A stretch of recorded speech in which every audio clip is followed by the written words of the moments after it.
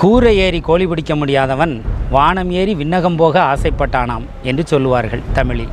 அதுபோல இந்த புதிய கல்விக் கொள்கையின் வரைவை தமிழில் தர இயலாத இந்த மத்திய அரசு in WPMD number 15968 of 2019, it was a writ of mandamus praying for direction against the central government to translate the draft national education policy to all the 22 languages under Schedule 8 of the Constitution of India. 3% ஆதரிக்கக்கூடிய ஒரு மொழியை 97% இந்த நாட்டில் ஏற்றுக்கொள்ள வேண்டும் என்று ஒரு மிகப்பெரிய வன்முறையை ஆதிக்கத்தை செலுத்தி இந்த மொழியை கொண்டு வருகிறார்கள். இந்தியாவிற்கு தேசிய மொழி என்று ஒன்று இல்லை. இந்தியாவுக்கு ஒரே ஒரு தேசிய மொழி என்று ஒன்று இருக்கவும் முடியாது. हिंदी हमारा राष्ट्र भाषा नहीं है, ये सिर्फ एक ऑफिशियल लैंग्वेज है. ஆனால் 24,000 பேர்கள் மட்டுமே பேசக்கூடிய ஒரு சமஸ்கிருதத்தை இவ்வளவு தூரம் நீங்கள் தூக்கி பிடிப்பீர்கள் என்று சொன்னால் உலகில் 10 கோடி பேர் பேசி வருகின்ற தமிழ் மொழியை நீங்கள் எந்த அளவுக்கு தூக்கி பிடிக்க வேண்டும்? மேலும் சமஸ்கிருதம் எந்த மாநிலத்தின் மொழியும் கிடையாது, எந்த இனத்தின் மொழியும் கிடையாது, எந்த ஒரு நிலப்பரப்பின் மொழியும் கிடையாது. இன்றைக்கு கல்விக் கொள்கை வந்திருக்கிறதே, இந்த கல்விக் கொள்கையாவது இப்போது கொண்டு வந்திருக்கிறார்களே, இதாவது தமிழில் இருக்கிறதா? நான் தமிழ் தாய்மொழி வழி கல்வியை ஊக்குவிக்கப் போகிறோம், தமிழை ஊக்குவிக்கப் போகிறோம் என்று சொல்கின்ற இவர்கள் சொல்லுவது பொய். நிச்சயமாக நாம் போராட வேண்டும். மும்மொழி கொள்கை என்பது ஏமாற்று திட்டம். இந்த புதிய கல்விக் கொள்கை ஏற்கத்தக்கதல்ல, மக்கள் விரோதமானது. நீதிமன்றத்தில் உள்ள வழக்கு இன்றைக்கும் நிலுவையில் இருக்கிறது. டிராஃப்டை எங்களுடைய தாய்மொழியில் தாருங்கள் என்று நாங்கள் கேட்டோம். அந்த ஒரே அடிப்படை தான். தமிழுக்கு மட்டுமல்ல, தமிழில் தாருங்கள், மலையாளத்தில் தாருங்கள், தெலுங்கில் தாருங்கள், மற்ற எல்லா 22 மொழி அட்டவணையில் உள்ள 22 மொழிகள். இன்றைக்கு பிரதம மந்திரி சொல்லுகிறார், தாய்மொழி வழியை கல்வியை கொண்டு வருவதற்காகத்தான் நாங்கள் இதை கொண்டு வருகிறோம் என்று சொல்லி. அது எவ்வளவு ஏமாற்று வேலை. மூத்த வழக்கறிஞர் பகத்சிங் அவர்கள் தொடர்ந்து தமிழை வழக்காடு மொழியாக கொண்டு வர வேண்டும் என்பதற்காக போராடி கொண்டு வருபவர்.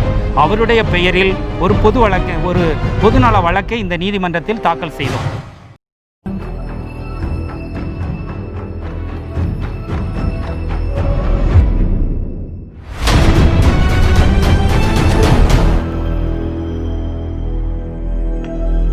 சார் வணக்கம். வணக்கம். வணக்கம். புதிய கல்விக் கொள்கை சார்ந்து குறிப்பாக ஒரு முக்கியமான வழக்கு போட்டிருக்கிறதா கேள்விப்பட்டோம். அதாவது தாய்மொழியில் வெளியிட சொல்லி ஒரு வழக்கு போட்டிருக்கீங்க. அந்த வழக்கு என்ன நிலைமை இருக்குது? புதிய கல்விக் கொள்கை குறித்து உங்களுடைய கருத்து என்ன சார்? அனைவருக்கும் வணக்கம். I would like to share two things, or rather just one thing. As a practicing advocate, I was given the opportunity to represent learned senior advocate Bhagat Singh in his public interest litigation in WPMD number 15968 of 2019. It was a writ of mandamus praying for direction against the central government to translate the draft national education policy to all the 22 languages under Schedule 8 of the Constitution of India. And the learned counsel who was representing the central government, or so as to say the intention of the central government in the honorable court, had actually said that they do not have any legal obligation whatsoever to translate the draft policy to these 22 languages. As a matter of fact, he went on to say that they were doing it out of the way, as if they were doing it out of charity. And that is a matter of concern, because the very objective of the national education policy that they set out was to have a meaningful consultation. And how are they going to have a meaningful consultation if the 484 odd pages was not available in all the 22 languages given under the Schedule 8 of the Constitution, is a question.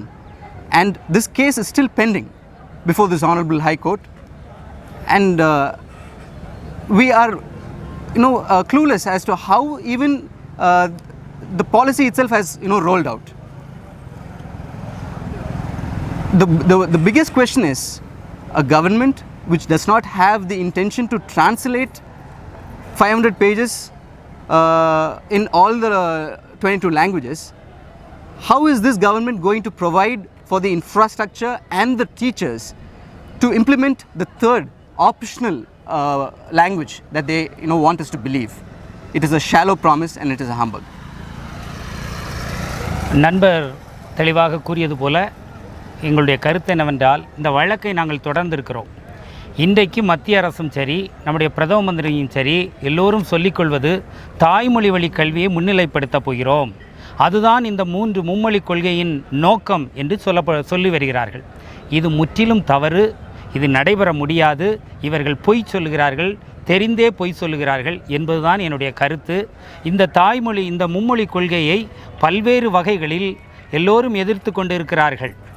அந்த கருத்தில் நான் ஒரே ஒரு சிறிய கருத்தின் அடிப்படையில் இதை நாங்கள் எதிர்க்கிறோம், இதை நாங்கள் மறுக்கிறோம். அதற்கான காரணத்தை இங்கே வைக்கிறோம்.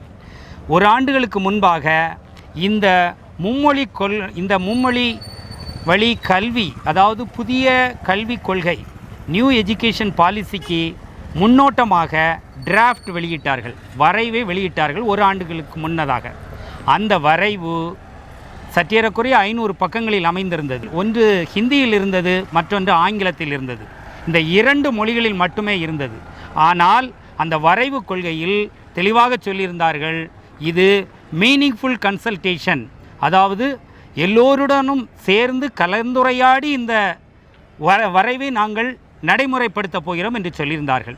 அப்படி எல்லோருடனும் கலந்துரையாடி அவர்களுடைய சம்மதத்தை பெற்று இதை நடத்த வேண்டும் என்று சொன்னால் அந்த மக்களின் மொழியில் அல்லவா இருக்க வேண்டும் என்பதை நாங்கள் புரிந்து கொண்டு உச்சநீதிமன்ற வழக்கறிஞர் பாரிவேந்தன் மற்றும் நாங்களெல்லாம் சேர்ந்து அதை குறித்து விவாதித்த போது ஒரு முடிவெடுத்து மூத்த வழக்கறிஞர் பகத்சிங் அவர்கள் தொடர்ந்து தமிழை வழக்காடு மொழியாக கொண்டு வர வேண்டும் என்பதற்காக போராடி கொண்டு வருபவர், அவருடைய பெயரில் ஒரு பொதுநல வழக்கை இந்த நீதிமன்றத்தில் தாக்கல் செய்தோம். அதனுடைய விளைவாக நீதிமன்றம் மத்திய அரசுக்கு நோட்டீஸ் அனுப்பி அறிவிப்பை அனுப்பி உங்களுடைய பதிலை சொல்லுங்கள் என்று கேட்டபோது அவர்கள் தெளிவாக ஒரு பதிலை சொன்னார்கள். நாங்கள் இந்த மக்களுடைய மொழியில் இதை கொடுக்க வேண்டும் என்று எந்த தேவையும் எங்களுக்கு இல்லை என்று சொன்னார்கள். இன்றைக்கு பிரதம மந்திரி சொல்லுகிறார், தாய்மொழி வழியை கல்வியை கொண்டு வருவதற்காகத்தான் நாங்கள் இதை கொண்டு வருகிறோம் என்று சொல்லி. அது எவ்வளவு ஏமாற்று வேலை! ஒரு முன்னோட்டம், அதை கூட எங்களுடைய தாய்மொழியில் தராத இந்த மத்திய அரசு மும்மொழி கல்வி கொள்கை என்று ஒன்றை கொண்டு வந்து தாய்மொழி கல்வியை ஊக்குவிக்கப் போகிறது என்று சொன்னால் அதைவிட கேவலம் எதுவுமே இருக்க முடியாது. அது பொய். இந்த நீதிமன்றத்தில் உள்ள வழக்கு இன்றைக்கும் நிலுவையில் இருக்கிறது. டிராஃப்டை எங்களுடைய தாய்மொழியில் தாருங்கள் என்று நாங்கள் கேட்டோம். அந்த ஒரே அடிப்படை தான். தமிழுக்கு மட்டுமல்ல, தமிழில் தாருங்கள், மலையாளத்தில் தாருங்கள், தெலுங்கில் தாருங்கள், மற்ற எல்லா 22 மொழி அட்டவணையில் உள்ள 22 மொழிகள் 8வது அட்டவணைப்படி இந்திய ஜனநாயகத்தில் கான்ஸ்டியூஷன் என்ற அரசியலமைப்பு சட்டத்தில் ஏற்றுக்கொள்ளப்பட்ட 22 மொழிகளிலும் தாருங்கள் என்று கேட்டோம். அதை இன்றைய வரைக்கும் தராத இந்த அரசாங்கம்தான் சொல்லுகிறது தாய்மொழி கல்வியை நாங்கள் ஊக்குவிக்கப் போகிறோம் என்று சொல்லி. அது ஏமாற்று வேலை, ஒருபொழுதும் நடைபெறாது. அதை புரிந்து கொள்ளாமல் இந்த கல்விக் கொள்கையை ஆதரிக்கின்ற சிலர் கல்கத்தாவில் உள்ளவர்களும் காஷ்மீரில் உள்ளவர்களும் தமிழில் படிப்பதற்கு ஏதுவாக இருக்குமே, நீங்கள் ஏன் எதிர்க்கிறீர்கள் என்று சொல்லுகிறார்கள். ஒரு வரைவை, அதாவது 1000 ரூபாய் 10,000 ரூபாய் செலவழித்தால் ஒரு வரைவை தமிழ் மொழியில் கொண்டு வந்து விட முடியும். 10 நாட்களில் கொண்டு வந்து விட முடியும். இன்றைக்குள்ள நவீன தொழில்நுட்ப வசதியின் அடிப்படையில் அதை கூட செய்து தர முன்வராத இந்த மத்திய அரசாங்கமா அகில இந்திய அளவில் 5000 10,000 தமிழ் ஆசிரியர்களை நியமித்து ஆங்காங்கே கேட்பவர்களுக்கு தமிழ் சொல்லிக் கொடுப்பதற்கு ஒருபோதும் சொல்லிக் கொடுக்காது.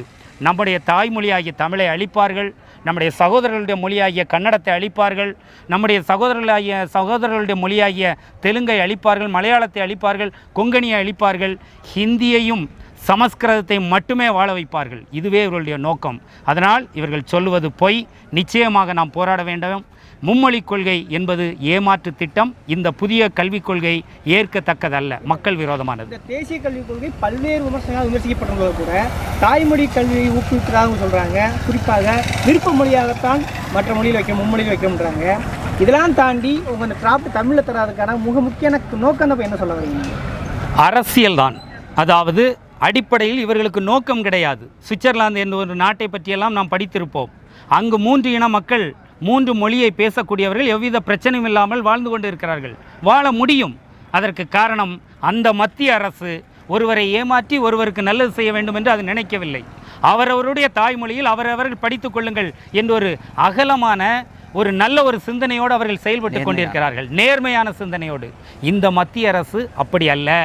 இவர்களுக்கு ஏதாவது ஒரு வழியில் பின்வழியாகவோ முன்வழியாகவோ ஏதாவது ஒரு வழியில் ஹிந்தியையும் சமஸ்கிருதத்தையும் கொண்டு வந்து இந்த மண்ணில் திணித்து விட வேண்டும் என்று தொடர்ந்து முயற்சிக்கிறார்கள். இதனுடைய விளைவுதான் அவர்கள் அந்த வரைவை கூட தமிழ் மொழியில் தராதது. இன்றைக்கு கல்விக் கொள்கை வந்திருக்கிறதே, இந்த கல்விக் கொள்கையாவது இப்போது கொண்டு வந்திருக்கிறார்களே, இதாவது தமிழில் இருக்கிறதா? நான் தமிழ் தாய்மொழி வழி கல்வியை ஊக்குவிக்கப் போகிறோம், தமிழை ஊக்குவிக்கப் போகிறோம் என்று சொல்கின்ற இவர்கள் தமிழில் இதை தர மறுக்கிறார்கள். தரவில்லை, தர முடியாது, தர வேண்டும் என்பது அவருடைய நோக்கம் அல்ல. நம்முடைய தமிழ்நாடு முதலமைச்சர் எடப்பாடி பழனிசாமி இருமொழி கொள்கை தான் பின்பற்றப்படுகிறாங்க. ஒருவேளை அப்படி ஒரு மாநிலம் இந்த தேசிய கொள்கைக்கு எதிராக முடிவெடுக்க முடியுமா? சட்ட ரீதியாக வாய்ப்பு இருக்கிறதா? இதனுடைய ஒரு துணை கேள்வி கேட்டுக்கொள்கிறேன். என்னன்னா, சமஸ்கிருதத்தை ஒரு முக்கியமான அதை கட்டாயமாக்கியிருக்காங்க. அதாவது ஏதாவது படிக்கணும், அது காரணத்தினால ஒரு தேசிய மொழிங்கிறாங்க. இது எப்படி சார் பார்க்குறீங்க? அதாவது கல்வி எப்போது மாநில பட்டியலில் இருந்து கன்கரண்ட் லிஸ்ட் என்று சொல்லப்படுகின்ற இரண்டுக்கும் பொதுவான பட்டியலில் கொண்டு செல்லப்பட்டதோ அப்போதே மாநிலத்துக்கான சுதந்திரம் முற்றிலுமாக குறுக்கப்பட்டு விட்டது. சமீப காலத்தில் நீட்டிலிருந்து மற்ற அனைத்து தேர்வுகளையும் நீங்கள் எடுத்து பார்த்தீர்கள் என்று சொன்னால் ஒன்று புரிந்து கொள்ள முடியும். மாநிலத்துக்கு அங்கு அதிகாரம் இருப்பதாக சொல்லப்பட்டிருந்தால் கூட உண்மையில் மாநிலத்துக்கு எந்த அதிகாரமும் இல்லை. மத்திய அரசு தொடர்ந்து தான் செய்ய வேண்டும் என்று விரும்புகின்ற மக்கள் விரோத கொள்கைகளை, தாய்மொழி அழிப்பை தொடர்ந்து செயல்படுத்துவதற்கு ஏதுவாகத்தான் இந்த அமைப்பும் இந்த சட்டமும் அமைந்துள்ளது. இதை நீதிமன்றங்களில் கூட அநேக நேரங்களில் நாம் எந்த விதமான பரிகாரமும் பெற முடியாமல் போய்விடுகிறது. இதுதான் யதார்த்தம். அதனால் இது எடப்பாடி அவர்கள் சொல்லியுள்ளார்கள். இது எந்த அளவுக்கு அவரால் அதை நிலைநிறுத்தி நீதிமன்றத்தின் முன்பு கொண்டு சென்று தனக்கான ஒரு தனித்துவத்தோடு அந்த சட்டத்தை எதிர்க்க முடியும் என்று எனக்கு தெரியவில்லை. அப்படி செய்ய வேண்டிய கடமை அவருக்கு இருக்கிறது. ஆனால் அதை அவரால் செய்ய முடியுமா என்று தெரியவில்லை. ஒன்று மத்திய அரசு தொடர்ந்து ஹிந்தியையும் என்றைக்கோ செத்து போய் மரணப்படுக்கையில் இருந்து கொண்டிருக்கின்ற சமஸ்கிருதத்தையும் இந்த மக்கள் மத்தியில் எப்படியாவது கொண்டு வந்து விட வேண்டும். ஏதாவது ஒரு வழியில் கொண்டு வந்து விட வேண்டும். தமிழை அழித்து, தெலுங்கை அழித்து, ஹிந்தி அழித்து, பஞ்சாபியை அழித்து கொண்டு வந்து விட வேண்டும். ஏற்கனவே ராஜஸ்தான் என்ற ஒரு மொழி இருந்தது, ராஜஸ்தானி என்ற ஒரு மொழி இருந்தது. இன்றைக்கு அந்த ஒரு மொழி இல்லை. அவர்களுக்கான எழுத்து கூட கிடையாது. இன்றைக்கு அழிக்கப்பட்டு விட்டது. ஹிந்தி அந்த இடத்தை பிடித்து கொண்டு விட்டது. அதைப்போல் நம்முடைய தாய்மொழியை கூட அழித்து அவர்கள் அதை செய்ய நினைக்கிறார்கள். ஆனால் இந்த அழிக்கும்போது மக்களுடைய கல்வி, மக்களுடைய ஏக்கம், உணர்வு, அவர்களுடைய வெளிப்படுத்துகின்ற தன்மை, பண்பாடு, கலாச்சாரம் அத்தனையும் சேர்ந்து கோடிக்கணக்கான மக்களின் கலாச்சாரம் அழியும் என்பது கூட அவர்களுக்கு எந்த வருத்தமும் கிடையாது. அவர்களுடைய நோக்கம் சமஸ்கிருதத்தை கொண்டு வர வேண்டும். ஒரு பண்பாட்டு நூல் தானே, இந்தியாவின் அடையாளமாக தானே சொல்கிறாங்க. அதையே நீங்கள் இருக்கிறீங்க. செத்துப்போன ஒரு மொழியாகத்தான் நாங்கள் பார்க்க முடியும். விருப்பமுள்ளவர்கள் அதை பேசிக்கொள்ளட்டும், இருக்கட்டும். அது அவர்களுக்கான மொழி சுதந்திரம். அதில் நாங்கள் தலையிடுவது கிடையாது. ஆனால் 24,000 பேர்கள் மட்டுமே பேசக்கூடிய ஒரு சமஸ்கிருதத்தை இவ்வளவு தூரம் நீங்கள் தூக்கி பிடிப்பீர்கள் என்று சொன்னால், உலகில் 10 கோடி பேர் பேசி வருகின்ற தமிழ் மொழியை நீங்கள் எந்த அளவுக்கு தூக்கி பிடிக்க வேண்டும்? அது it's a classical language. Tamil மொழி என்பது ஒரு பன்னெடுங்காலமாக இந்த மண்ணில் பேசப்பட்டு கொண்டிருக்கின்ற ஒரு கிளாசிக்கல், ஒரு கவித்துவமான ஒரு மொழியை நீங்கள் உங்கள் மொழி உரிமையை நாங்கள் ஆதரிக்கிறோம். ஆனால் எங்களுடைய மொழியை நீங்கள் அழிக்க நினைப்பதை எங்களால் எந்த விதத்திலும் ஏற்றுக்கொள்ள முடியாது. 3% ஆதரிக்கக்கூடிய ஒரு மொழியை 97% இந்த நாட்டில் ஏற்றுக்கொள்ள வேண்டும் என்று ஒரு மிகப்பெரிய வன்முறையை, ஆதிக்கத்தை செலுத்தி இந்த மொழியை கொண்டு வருகிறார்கள். இதை நம்மால் ஏற்றுக்கொள்ளவே முடியாது. இதோ இருக்கிறது நம்முடைய தஞ்சாவூர் குடமுழுக்கின் போது சமஸ்கிருதத்தில் நடைபெறும் என்று முதலில் அறிவிப்பு வருகிறது. நாம் நீதிமன்றத்தில் போராடுகிறோம். நீதிமன்றத்தின் இன்டர்வென்ஷனின் காரணமாக அந்த மீண்டும் தமிழிலும் சமஸ்கிருதத்திலும் நடைபெறும் என்று மாற்றப்படுகிறது. அப்படி ஒவ்வொரு சின்ன விஷயத்திற்கு கூட நீதிமன்றத்திலும் போராடி தான் நாம் பெற வேண்டியது இருக்கிறது. எங்கே இழந்து போகிறோம் இந்த மொழி சுதந்திரத்தை என்று பார்த்தால், சமஸ்கிருதத்தை பின்னணியாக கொண்டு, சமஸ்கிருதத்தை தங்களுடைய ஆதிக்க குறியீடாக கொண்டு இருக்கக்கூடிய மிக சிறிய கூட்டம், இந்த 97% கூட்டத்தை அடக்கி ஆள வேண்டும் என்கின்ற ஒரே காரணத்துக்காக இந்த சமஸ்கிருதம் கொண்டு வரப்படுகிறது, நம்முடைய தாய்மொழி அளிக்கப்படுகிறது. இதை நாம் புரிந்து கொண்டால்தான் மத்திய அரசின் கல்விக் கொள்கையை, புதிய கல்விக் கொள்கையை எதிர்ப்பதற்கு அது ஏதுவாக இருக்கும். அதை புரிந்து கொள்வதற்கு, புறந்தள்ளுவதற்கு வசதியாக இருக்கும். மேலும் சமஸ்கிருதம் எந்த மாநிலத்தின் மொழியும் கிடையாது, எந்த இனத்தின் மொழியும் கிடையாது, எந்த ஒரு நிலப்பரப்பின் மொழியும் கிடையாது. அது ஒரு பக்கம் இருக்க, நடுவண் அரசு மீண்டும் ஹிந்தியை நமது தேசிய மொழி என்றே குறிப்பிட்டு தவறாக திரித்து குறிப்பிட்டு வருகிறது. இந்தியாவிற்கு தேசிய மொழி என்று ஒன்று இல்லை, இந்தியாவுக்கு ஒரே ஒரு தேசிய மொழி என்று ஒன்று இருக்கவும் முடியாது. हिंदी हमारा राष्ट्र भाषा नहीं है, ये सिर्फ एक ऑफिशियल लैंग्वेज है. Thank you. ரிட் மனு 15/968/2019 ஒரு வழக்கறிஞராக இறுதியாக சொல்ல வருவது ஒரே ஒரு விஷயத்தை தான். ஒரு தமிழ் பழமொழி தான் எனக்கு ஞாபகத்துக்கு வருகிறது. கூரை ஏறி கோழி பிடிக்க முடியாதவன் வானம் ஏறி விண்ணகம் போக ஆசைப்பட்டானாம் என்று சொல்லுவார்கள் தமிழில். அதுபோல இந்த புதிய கல்விக் கொள்கையின் வரைவை தமிழில் தர இயலாத இந்த மத்திய அரசு, புதிய கல்விக் கொள்கையை தமிழில் கொண்டு வர இயலாத இந்த மத்திய அரசு, அந்த கொள்கையை தமிழில் கொண்டு வர இயலாத மத்திய அரசு, அதை நாங்கள் வழக்கு போட்டு கேட்ட பிறகு கூட தர இயலாத இந்த மத்திய அரசு சொல்லுகிறது, மும்மொழி கொள்கையில் உங்களுடைய தாய்மொழியில் நாங்கள் கல்வியை தருகிறோம், உயர்தரத்தோடு தருகிறோம். கல்கத்தாவில், டெல்லியில், மத்திய பிரதேசத்தில், வங்காளத்தில் எல்லா இடங்களிலும் இனி தமிழில் படிப்பார்கள் என்று சொல்வதை நினைத்தால், சொந்த ஊரில் கோழி பிடிக்க இயலாதவன் சொந்த வீட்டில் எங்கேயோ ஏறி போக ஆசைப்பட்டானாம். அதுபோல் இந்த மத்திய அரசு பொய்களை அவிழ்த்து விடுகிறது. அதால் ஒன்றும் சாதிக்க இயலாது. அது தருகின்ற தகவல்கள் பொய்யான தகவல்கள். இந்த மும்மொழி கொள்கை என்பது தாய்மொழி கல்வியை நிச்சயம் அளித்துவிடும். அதனால் இது ஏற்புடையது.